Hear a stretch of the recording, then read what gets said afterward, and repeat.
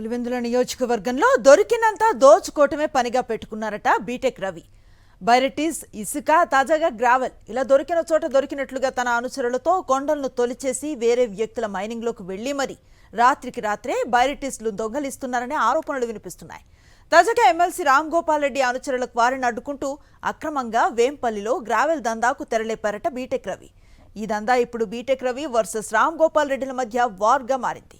BTech Ravi, Ram Gopal Reddy ఇప్పటికే ఈ ఇద్దరి నేతల మధ్య పచ్చగడ్డి వేస్తే భగ్గుమంటుంది. ఉప్పు నిప్పులా ఉన్న ఈ నేతలు ఇప్పుడు బాహాటంగా కొట్లాటకు దిగుతున్నారు. ఇప్పటికే ఇడుపులపాయ క్యాంటీన్ కాంట్రాక్టులు, ఇతర మైనింగ్ దందాల్లో పులివెందుల టీడీపీ నాయకుల మధ్య వార్ నడిచింది. నియోజకవర్గ TDP incharge BTech Ravi, MLC Ram Gopal రెడ్డిల మధ్య తాజాగా కొత్త వివాదం చోటు చేసుకుంది. వేంపల్లి మండలంలో గ్రావెల్ అక్రమ తవ్వకాల విషయంలో ఆయా వర్గాల మధ్య వచ్చిన అభిప్రాయ భేదాలు చివరికి కలెక్టర్కు ఫిర్యాదు చేసే వరకు వెళ్లాయి. వేంపల్లి మండలంలోని గుట్టలపై బీటెక్ రవి కన్నేసినట్టు రామ్ గోపాల్ రెడ్డి వర్గీయులు ఆరోపిస్తున్నారు.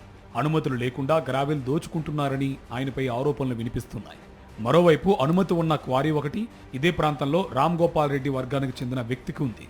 ఆ క్వారీని నడవనీయకుండా చేస్తున్నారనేది రామ్ గోపాల్ రెడ్డి వర్గీయుల ప్రధాన ఆరోపణ. తన సొంత నియోజకవర్గంలోనే కాకుండా ఇతర నియోజకవర్గాల్లో సైతం బీటెక్ రవి దందా కొనసాగుతోందని చెబుతున్నారు రామ్ గోపాల్ రెడ్డి వర్గీయులు. మొత్తం మీద ఈ వివాదంతో తెలుగుదేశం పార్టీ అక్రమ గ్రావెల్ దందా బయటపడినట్టయింది.